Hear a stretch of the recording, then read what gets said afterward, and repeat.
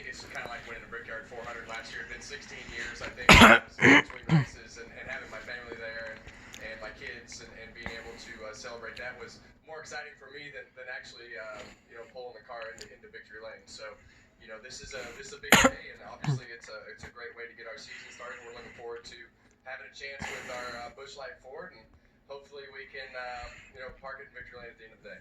Now, the 500 is probably the most unpredictable crown jewel event we have, but what is predictable today, all eyes will be focused on your pit crew. Yeah. Our Busch Light has definitely come up with a great contest for the fans to interact with on Twitter. You have to enter the hashtag Pit for Busch and hashtag sweepstakes to enter, but you can only enter during the pit stop. So during that amount of time, there's not much, so I would suggest pre-typing your tweet. You would suggest to Myers maybe cutting and pasting, copying so he can preload? Well, Myers is probably a little better off than you are. His fingers aren't quite as fat as yours. All right, Chris. Remember, cut and paste, copy. Have your tweets all loaded up. All right. Always a sense of humor. Happy. I thought it was an upper respiratory problem. I'm trying to figure out Instagram. And while we're talking forwards, Team Penske swapped crew sheets. Well, after we finished up last season, so Joey Logano ends up with Paul Wolf, and Spollins with Keselowski, Lady with Gordon. So they were there. They just kind of got all moved around. So what's the impact for the drivers in this race this year? It's also the start of the season with those crew chief swaps. Well, this is huge because Paul Wolf, Brad Keselowski, Joey, and Todd Gordon, those combos have been together the longest in our sport. Once Chad and Jimmy broke up, they both won championships, 20-plus races for both groups. So when they make a change like this, it lights a fire under you. And Roger Penske recognized that they needed to make a change.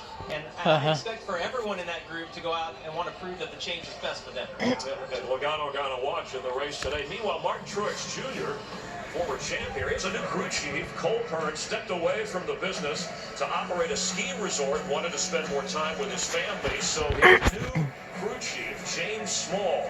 Jeff, he has some big shoes to fill. It really does. I mean, what a huge surprise to everybody in the sport when we saw Cole Pearn step away after coming so close to winning another championship together with Mark Truex Jr. So now James Small comes in. We all talked about how cool and collected Cole Pearn is.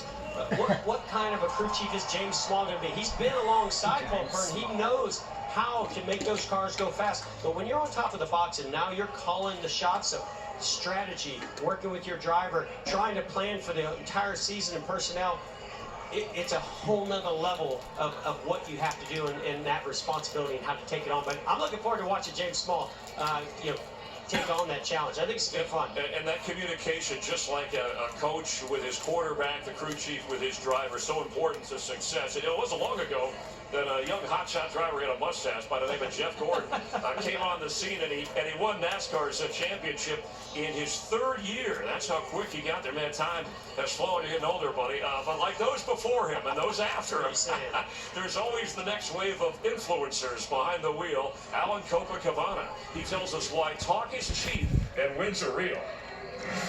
As the green flag falls in a new decade of racing, opportunities will follow. There are races and championships to win, and it's a new group that will soon take over the sport. But before we speed forward, let's pump the brakes and look back. The last decade saw champions Tony Stewart, Jeff Gordon, and Matt Kenseth get out of the car. Kevin Harvick, Brad Keselowski, Joey Logano, and Kyle Busch went from winners to champions. Now think about the years to come. With Jimmie Johnson looking for one final victory lap before retirement, it's not hard to imagine Harvick and Kurt Busch moving on sooner than later. What does it mean? In a sport filled with tight corners and side-by-side racing, the future is wide open. The big question is, who steps up?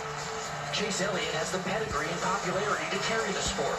Ryan Blaney has an old-school swagger. Kyle Larson has that any track, any car, anywhere mentality that makes legends. Eric Jones, Alex Bowman, William Byron all show more than just promise. But it's time to go beyond the hype. It's a new decade. Veterans, champions will soon move on. So who moves in? The opportunity is there. It starts today in the Daytona 500 on the sport's biggest stage. Where it goes, we'll just have to see. Well, you get a glimpse of how quickly things can happen and our expectations of drivers, sometimes realistic when they arrive on the scene. Who's catching your eye? Well, you have to start with the most popular guy in NASCAR, and that's Chase Elliott. I mean, he's with one of the best organizations, one of the best crew chiefs in Alan Gustafson. We've seen him every year get better and better and win more races. But I think now is the time. This is going to be a crucial year for Chase Elliott to step up and be a championship contender. I mean, look, I think it's easy to look at the guys that are kind of new to our sport and saying that's who's going to dominate the next decade. But I'm looking at the guy that ended the last decade with the championship, and that's Kyle Busch. He's only 34 years old. He said numerous times that he wants to be here for another 10 or 12 years. I expect Kyle Busch to dominate and have some incredible stats this decade.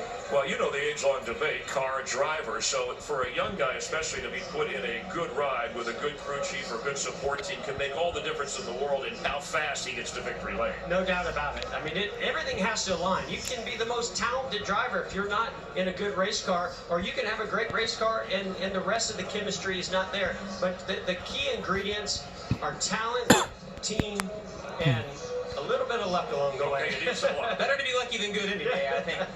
I mean, that's what it all is. It's all, we hear chemistry every week, and you see drivers that struggle with one crew chief, you put them with someone else, and they have success, or vice versa. So it's about trying to get that combination all together, and it's much harder than people realize. Yeah, and a first-time winner at the Daytona 500, well, that's something special. But a long-shot winner, Trevor Bayne, he's coming up in our pre-race show live from Daytona. We're also going to talk live with Kyle Busch. But the story of a long-shot winner from the Daytona 500, enjoying life, but you might be surprised what he's doing now.